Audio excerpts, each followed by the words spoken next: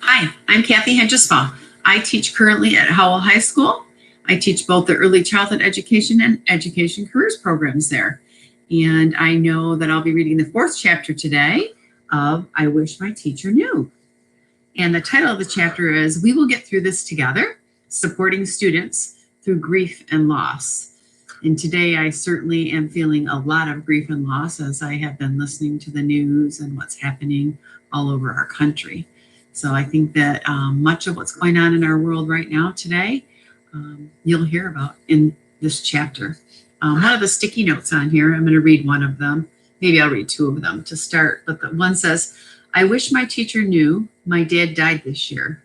I feel more alone, disconnected from my peers than ever before. And this is from Brittany, a sixth grader. Another one said, I wish my teacher knew that moving schools is really hard. It's hard to make friends with people you feel that don't know you. It doesn't have an age on that one. But chapter starts out and it says, my classroom community. Simon started to shut down in class regularly. He would curl himself up in the tightest of balls and wriggle his way behind the computer cart or in between thick winter coats. I always wondered what he was thinking as he wrapped his lanky arms around his legs and rocked back and forth. Maybe he was perseverating on a difficult thought, or maybe his mind was going completely blank as a gentle rocking soothed him. Either way, Simon was checked out of our classroom world, floating somewhere by himself. The incidents that triggered this reaction were always small. Some stepped on his shoe, or another student cut in front of him in line. The truth was, these little slights were not the cause of Simon's distress. I was told Simon's mother had moved to Nevada. Whether or not she would return was uncertain. Simon was grieving. It took me months to figure out how to gently coax Simon back into our lessons. At first, nothing I did or said worked. I waited out his episodes. I attempted to bribe him with promises of free time. I gave him community incentives, like earning the whole class extra recess, and I gave him access to calming activities. I also enlisted the aid of our school psychologist, who worked with Simon privately. Regardless of my approach, he would sit tightly woven in a ball until one day I stumbled upon a strategy that broke him out of his guarded state. Simon was wedged himself into a small space between the computer cart and the wall, making himself invisible. Instead of asking him to join the class, I said, Simon, can you help me push in these chairs? The kids left them all a mess and I really need your help. Taken off guard, he stood up and started pushing the chairs with me. I showered him with praise. Thank goodness you're here. This room would be such a disaster if we didn't have you helping us. We need you. Yes, he agreed. These chairs really needed to be pushed in. Everyone has just left this place a complete mess. From then on, can you help me? Seemed like a secret password. Feeling that he was contributing seemed to lift Simon out of a dark place. I think that's because it made him feel he was needed and appreciated by the class. He knew our class could not function without him. The rest of the school year was not perfect, but he was always more engaged after he completed a task that helped the classroom, whether it was turning on lights or wiping off tables.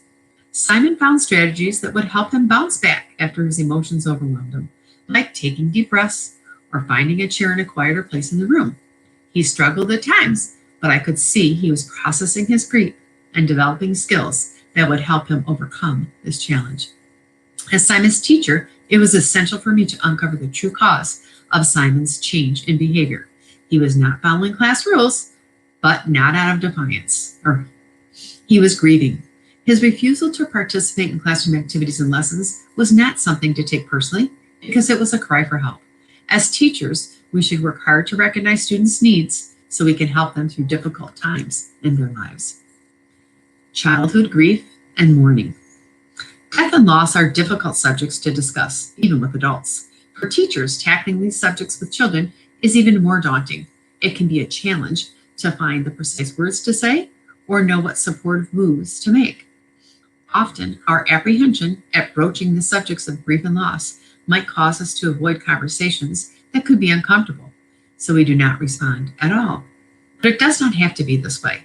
As teachers, we can learn how to support our students even through the most difficult times in their lives.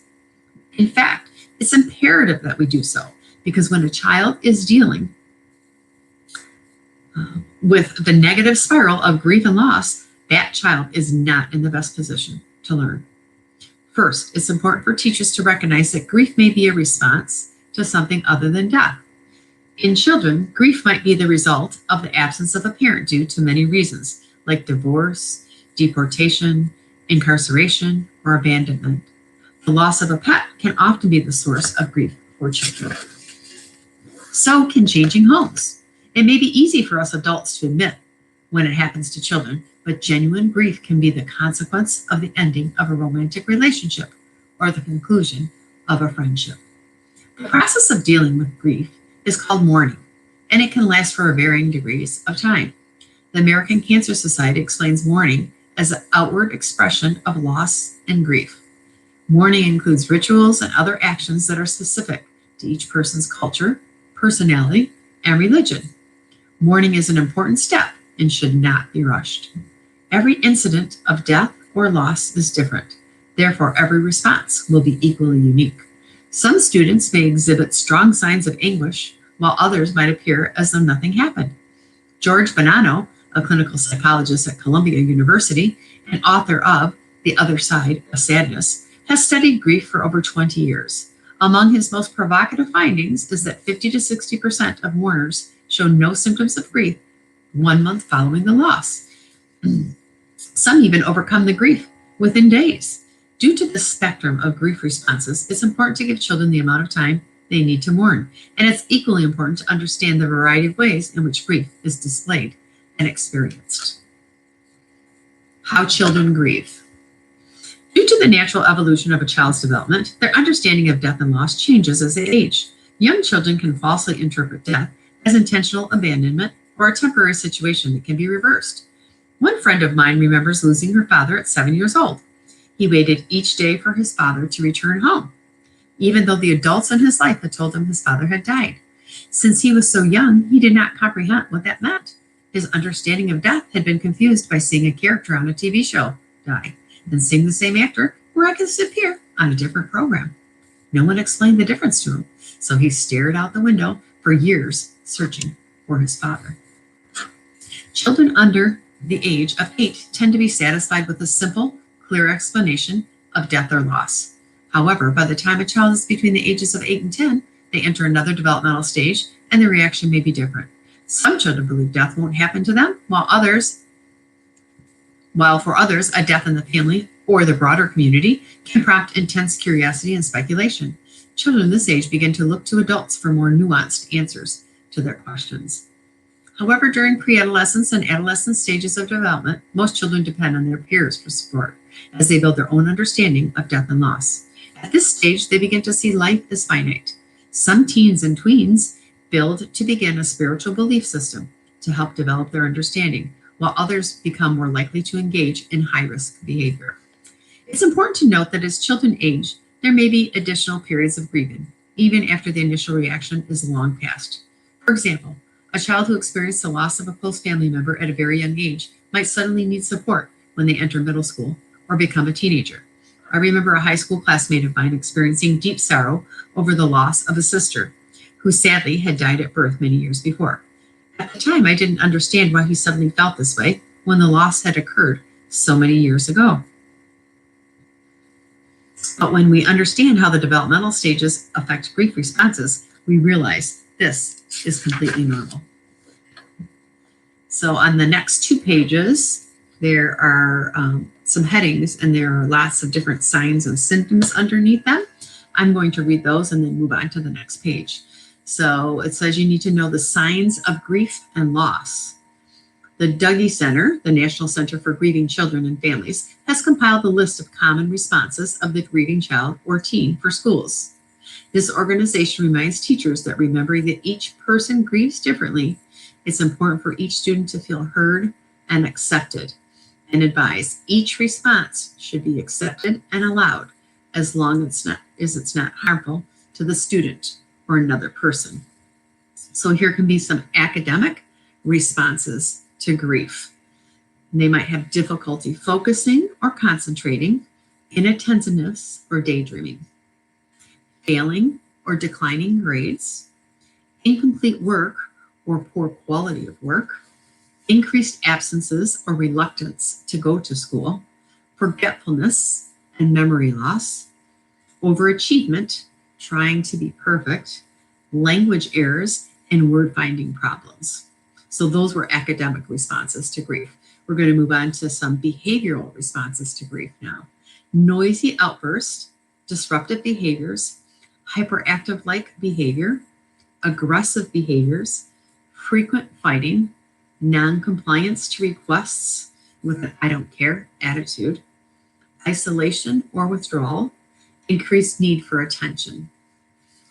Here are some emotional responses to grief: insecurity, issues of abandonment, safety concerns, concern about being treated differently than others, depression, hopelessness, intense sadness, overly sensitive, frequently tearful or irritable, regression to times when things felt safer and more in control, preoccupation with death, wanting details, a need for checking in on surviving family members and friends, appears unaffected by the death. So those are some emotional responses to grief. Here are some social responses to grief: withdrawal from friends, activities, or sports, changes in relationships with teachers and peers, use of drugs or alcohol, inappropriate sexual behavior or acting out, stealing, or shoplifting. Here are some of the physical responses to grief: increased requests to visit the nurse, stomach aches, headaches, heartaches, hives, rashes, itching, nausea, an upset stomach, increased illness, low resistance to colds and flus, loss of appetite or increased eating, low energy, and weakness. Those are some of the common symptoms. So how common is grief? The Children's Grief Awareness Day campaign released staggering statistics about just how many children experience grief and loss. About 1 out of every 20 children aged 15 and younger will suffer the loss of one or both parents. 1.5 million children are living in a single-parent household because of the death of one parent. 1 in 5 children will experience the death of someone close to them by the age of 18. 1 in every 1,500 secondary school students dies each year. It's estimated that 73,000 children die every year in the United States. Of those children, 83% have surviving siblings. Those are some staggering statistics. These numbers make it clear that teachers will inevitably teach students who are experiencing grief in their classrooms. It's important to note that these particular statistics focus primarily on death as the instigating factor for grief. Since we know that grief responses can be triggered by other forms of loss, we must realize that the net grief cast in our classrooms stretches even wider. The Pew Charitable Trust Fund found in 2010 that 1.2 million inmates, or over half of the 2.3 million people behind bars, are parents of children under the age of 18. That means that a staggering 1 out of every 28 children in the United States has a parent in prison. 1 out of 28 children. Wow. This does not account for the number of incarcerated siblings, close family members, or friends, which might also cause a student to grieve. Additionally, separation from parents or family members due to immigration issues is another issue that can cause our students to experience grief and loss. When a parent is deported, some children accompany their parents out of the country and stay here in American schools, sometimes entering into foster care.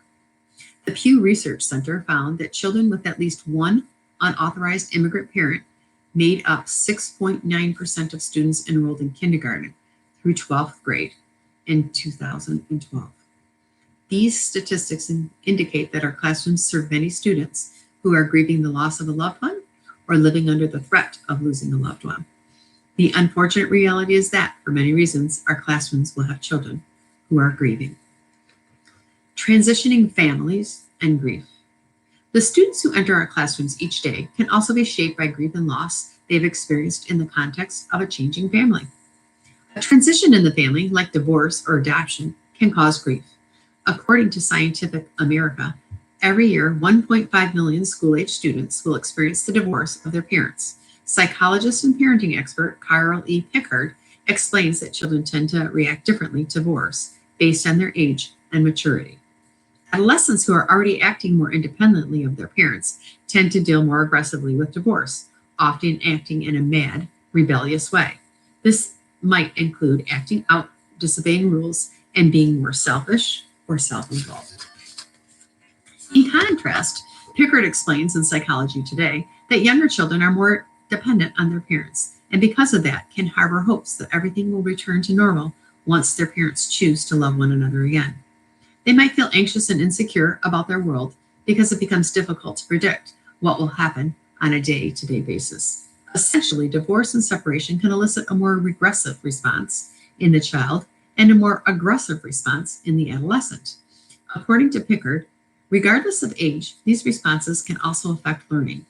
A 2011 study published in the American Sociological Review demonstrates how divorce can affect a child's ability to learn. Researchers found that children whose parents had divorced earned lower math scores during and after the divorce process. There was no negative effect on interpersonal skills, such as the ability to make and maintain friendships. It's important to note that the researchers who conducted this particular study noted that the overall effect on children was limited. For example, reading test scores weren't affected by divorce. Like divorce, adoption can dramatically change the shape of a family and cause some children to experience grief. Rachel Burnett, MSW, is an adoption professional at an international adoption agency. She encourages teachers to put an adopted child's experience in a broader context. This is what she suggests. There's no typical adoption. Adoption happens in many forms, so each child's experience and reaction to that experience will be unique. Teachers should be aware that in some adoptions, grief and loss can play a very big role, especially when a child's adoption experience causes emotional trauma during a crucial developmental stage. The legacy of this trauma can show up even years later. For example, if an adopted child is in the crucial stage between 8 and 10 years old and experiences a typical rejection from a peer, like being excluded from a lunch table, he or she might have what could appear to be an overreaction. A small incident like this could lead to a fight or an emotional outburst. A connection can be made from this negative behavior to the initial loss the child experienced being placed for adoption. Regardless of what causes a child to suffer grief or loss, we should remember that the experience and trauma linger long after the actual event. If and when a student suddenly begins to act out or show dramatic changes in behavior, we teachers should ask ourselves, could the child's behavior be the result of grief? I need a little drink and then we'll go on. Supporting students through the grief process. As much as we wish we could, protecting children from difficult circumstances, such as death and loss, is not possible, nor is it beneficial for our students. We do them a better service when we acknowledge their grief and lead them to positive ways of dealing with the intense emotions that come along with it. Our classrooms can become a supportive environment for students before and after a grief incident occurs. Openly discussing issues of death as they arise organically, such as when a class pet dies or when characters pass away in literature, helps our students understand that death is an appropriate topic. Academic subjects such as life cycles, human anatomy, even many great works of literature can become opportunities to develop students' understanding of death. It's a natural part of life, and I think death can appear in the academic life of a classroom. It's important that as teachers, we know how to respond when a student has experienced grief or loss. Andrea Ruth Hopkins, Master of Education, Early Childhood Educator with the St. Paul Public Schools and grief facilitator, lays out 3 roles for educators responding to a grief or loss incident in their classroom. Number 1, to help children feel safe while acknowledging the reality of death. Number 2, to promote an accepting classroom atmosphere where children's feelings are supported. Number 3, to provide developmentally appropriate learning opportunities that allow children to discuss death. Supporting a student through a traumatic event like a death may not be our area of expertise, but we need not be intimidated. Professor Linda Goldman offers this advice for teachers who are unsure of their role. It is important for educators to be present with grieving students and encourage them to share where they are in their grief process and what they need. Have faith and trust in them. The children are the only ones that can relay their personal experience. Allow them to explore and express themselves freely. She adds, we as educators must create guidelines to aid children through their grief journey, protect them in school during vulnerable times, and make their classroom an oasis of protection to explore life issues with support and guidance. Helping a student through grief can mean offering a listening ear or an open door for questions. When family, friends, and teachers rally around a student, the more caring adults on a student's team, the better. So here are some teacher tools. And number one is tell the truth. We need to be prepared to respond to our students' questions about grief and loss in a way that satisfies curiosity and fosters resiliency. When children ask questions about death or loss, they expect complete answers. When adults offer a restricted or a limited answer, or worst of all, no answer, most children will assume the topic is off limits. Without an adult to turn to, a grieving child quickly can become isolated. When a student asks you a question, take it seriously and answer it honestly. Try to avoid cliches about death. Children often take our words literally, and this can cause confusion. Well-meaning but abstract euphemisms like crossed over, has gone away, or went to sleep for a long time could cause confusion and anxiety in a child. Even common phrases like is watching over us or wanted to go to heaven might unintentionally confound the issue if a child does not have a well-developed understanding of physical death. Ensure that the reality of the situation is made clear. A good rule of thumb is to be direct and simple. Professor Goldman advises that many children are comfortable with concise and truthful answers, especially at young ages. If explanations are too long or contain too much information, some children may tune out the conversation. There are no categorically wrong or right ways of talking to a child about death or loss. But when a child asks a difficult question about death, it's best to answer in age-appropriate, deliberately clear language. Though the chart on the next page is adapted from Professor Goldman's book, Great Answers to Difficult Questions About Death, it's far from a comprehensive list of questions your student may ask or answers you might give. But I hope it empowers you to have open conversations with them. I know I feel better knowing I have a few simple sentences in my tool belt to use when students ask difficult questions without much warning. For example, one day during my CQC, which is my daily meeting with students, where they share celebration, question, or concern, a wide-eyed student shot her hand up in the air and said, I have a concern. Can cancer kill you? My grandma has cancer, and I want to know if she will die. It was quite a weighty question for a Monday afternoon, but I was able to give her an answer. I stuck with my plan and was simple and honest. Sometimes cancer does kill people, but other times people with cancer can live for a long time. It usually depends what kind of cancer a person has and how quickly a doctor can treat it. I don't know about your grandma's cancer, but maybe your mom does. Can you ask her? Big brown eyes blinked back at me as the student said, I did ask my mom, and she told me to ask my teacher. I answered the rest of her questions in the same manner. Another student chimed in, asking if you caught cancer, like, could you catch a cold? Then another student asked if pneumonia would kill her dad. The discussion did take up some class time, but it was worth it. Maybe you, like me, have read books about teaching that advise you not to allow your class to get sidetracked and keep a laser focus on the lesson at hand.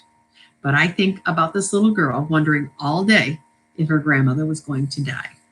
Had I not addressed her concern, she would not have been able to do any of the rigorous work I expected of her, with this burning question racing around in her mind. For me, these discussions are not a distraction, but but rather a key to allow for learning. By being open with my students, I'm able to create a sense of community and an environment where all students can have their concerns addressed so they can turn their attention to learning. If your students lead you into a discussion like this, remember that you can always say, I don't know the answer to that. Maybe someone else does. We can ask. Ending your conversations by saying, if you think of any other questions, let me know, helps a child know their questions and concerns are valid and they can come to you. They may come to you with more questions or they may not, but feeling that there is a person who cares about them and is willing to answer their questions eases a grieving child's anxiety and frees up mental space for learning. These are difficult conversations, but resist the urge to avoid them.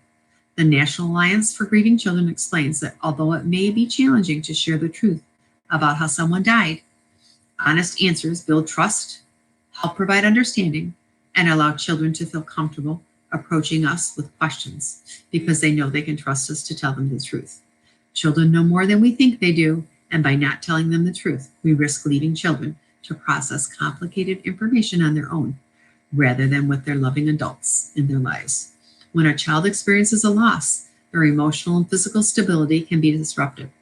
But as they ask questions and get honest answers, they are able to process and understand a tragic event. I'm going to go back to the previous page because he's got a list of questions here that are difficult questions, and then he also has some honest answers. I'll just read a couple of them for you, and then at the end of this reading, we're going to put some tips out there, and I'll make sure that all of these are typed up or post a picture so you can look at them. So here's a difficult question. What does death mean? And here's an honest answer. Death means that the body stops working. Sometimes people die when they're very old or very ill, or so injured that doctors and nurses can't make their bodies work anymore. Your friend is dead and will not be alive again. It is sad. Was it my fault? Definitely not. You did not cause this to happen, and it is no way your fault. Sometimes kids can have guilty thoughts. They think if a person died or left, it must be their fault. This is not true, and that is not what happened here. My sister is dying. What can I do? It's very sad to think of your sister dying. She is with you now, and there are things you can do to make her feel better. You can make her food. You can give her medicine. You can tell her a favorite story or a funny joke. You can even quietly hold her hand. That can be very comforting if she feels ill or tired. Will I die too? That is a good question. I think you will live a long time, but no one can promise when or where someone will die. Lots of children worry about their health after someone they know dies. What if I forget about my mom? It's scary to think about forgetting about your mom. We can do things to help you remember her. It is common for children like you to think if they aren't thinking about their person all the time, it means they have forgotten them or don't love them. You don't have to think about your mom all of the time to love her. It's okay. Those are some great responses. Number 2, memory books. Memory books are a way for a grieving child to record their feelings, thoughts, and memories of a person who is not with them. How you choose to put together a memory book is very flexible. It can take the form of a written journal, a photo album, or even a shoebox of special objects. Some cultures form a memory book is a small table or an altar in the home or workplace dedicated to the remembrance of a loved one. A memory book can be completed by an individual child or, when a loss affects a whole class, compiled by a group of students. The memory book functions as a way for students to find a home for their ruminating thoughts of a person who has died or is not able to be present.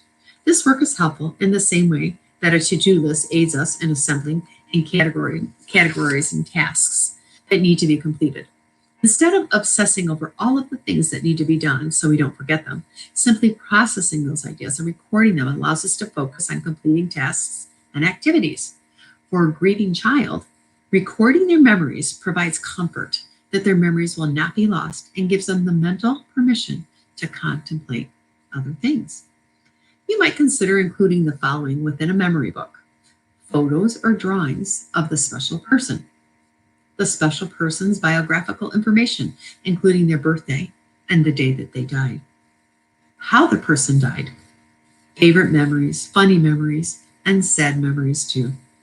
Interviews that record memories of friends and family, how the child wishes things could be, a letter to their special person, or what they wish they could tell their special person, how the other members of the child's family are grieving, what life was like before, and what life is like now, what feelings the child has experienced, a list of what the child is worried about, a list of hopes the child has, what it was like at the funeral or the last time they saw that person, a list of allies a child can talk to when they need support.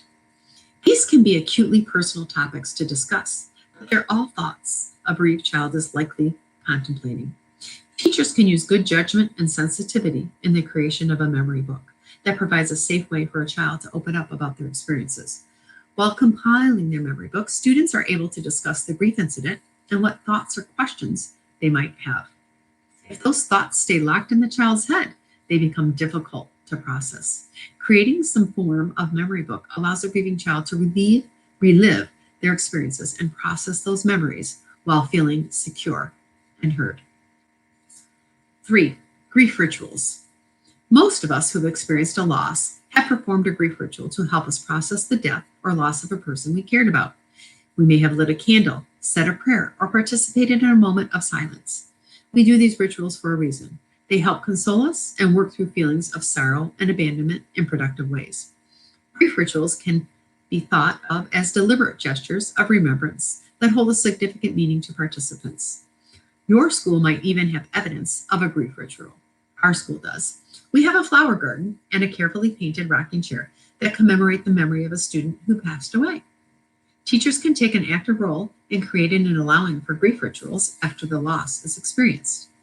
Often when there's an incident that impacts the school community, school districts have a plan or recommendations in place.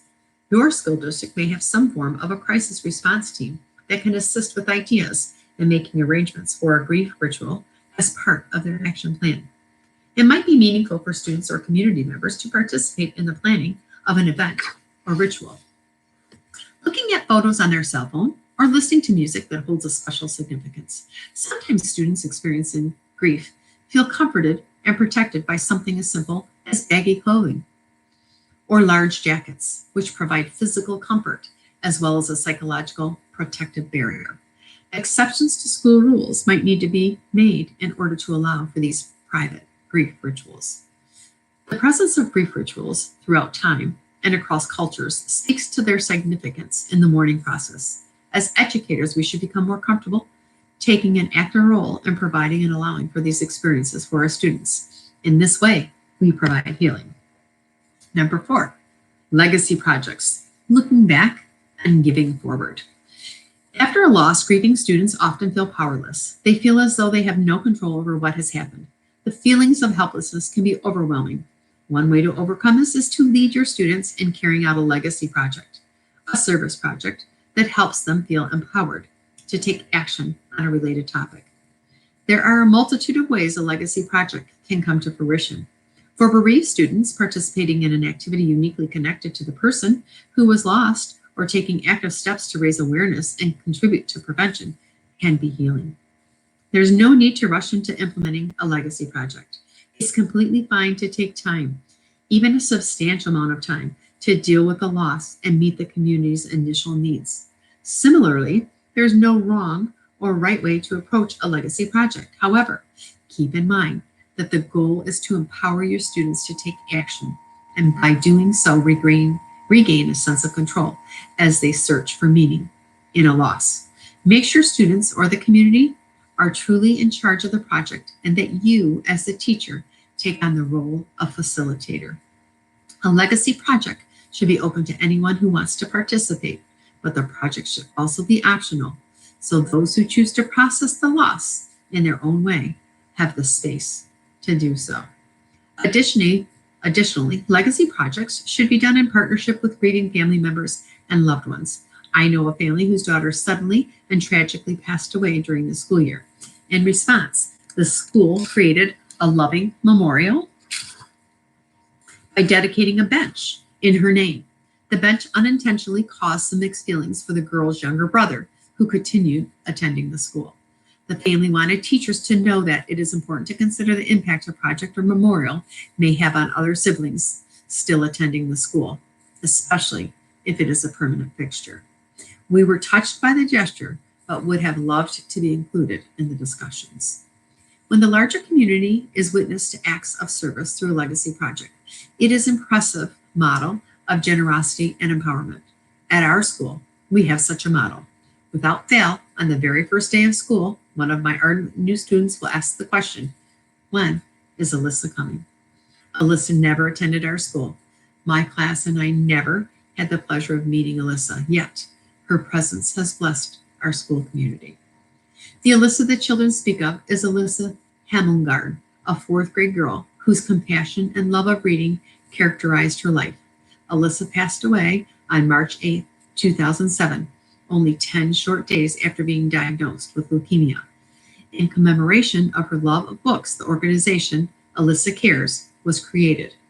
Her parents, Joe and Carol Hamilgard, visit 5 elementary schools in Denver several times a year to tell Alyssa's story and put brand new books in the hands of homes of each student.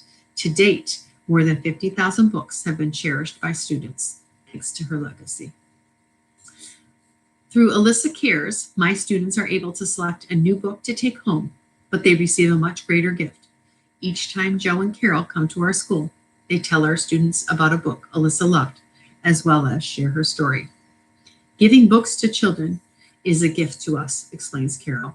We have the opportunity to talk about our daughter, and kids are able to ask questions. For me, this has created an opportunity to discuss death and grief in an authentic way in my classroom.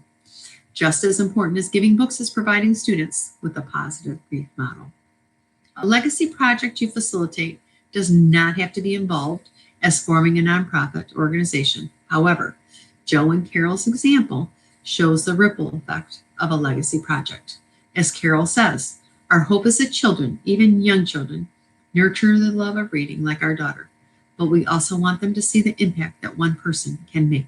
Not only can you and your students take active steps to process a loss, and make a positive impact on the community in the process, but you can also be a model for your wider community. Number 5 is grief and loss inventory. Since we know the loss impacts the critical mass of our students and issues of grief may manifest themselves long after an incident occurs, one step a school can take is to create and maintain a grief and loss inventory. The goal of a school-wide grief and inventory is to make the appropriate teachers and school staff aware of what a particular student is coping with so they can be empathetic and supportive. Professor Linda Goldman describes the grief and loss inventory as a tool for creating and storing history on the grieving child throughout his or her academic life. To respect our students' privacy, this can be done with our permission from families and the impacted students themselves. Often families and students are appreciative of having this information shared, albeit in caring ways. So there is a widespread understanding and support without the need to individually retell their story to each teacher or staff member. It might also be appropriate to provide the family and sometimes the student with a copy of their entry in the school's grief and loss inventory so that they're informed and approve of all the information being shared. There's a little example of a grief and a loss summary right here. And it says the student's name, the brief explanation of the grief incident, family members and friends that were affected, important dates to be aware of, observations prior to the grief incident, known challenges, successful interventions, less successful interventions, and further notes. When a school community compiles an inventory, it's helpful to collect general information on the grief incidents itself. It's also important to include relevant dates, such as birthdays and dates of loved ones that may have a great impact on the child through the years. A thoughtful teacher might include notes on activities or topics that might be difficult for the student to explore as a result of their grief. Information on what could send a student into an agitated state, as well as which interventions have been beneficial and which have not, will ultimately help the child's future teachers and other school staff support the student. If the grief incident occurred in the middle of the student's academic career, It can be very helpful for an educator to record information and observations about the student's behavior and academic process prior to the event occurring. Grief can manifest in ways that look similar to symptoms of learning disabilities and attention disorders, which means this information can be helpful to teachers and families so they're better able to differentiate true learning disabilities from grief-related behavior. Imagine a student who lost his father when he was 5 years old. Certainly his kindergarten teacher would know of this, and his first grade teacher might also have been made aware of the situation. However, without a systemic way of preserving this information, the likelihood of each successive year's teacher understanding the impact of his circumstances drops. Imagine now that the same little boy in 6th grade getting into a physical fight on the anniversary of his father's death.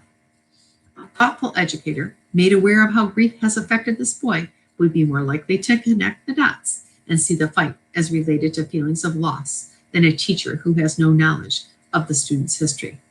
The informed teacher would certainly take action to ameliorate the harm caused by the fight, but he or she would also be able to support the student by addressing the root cause of the incident.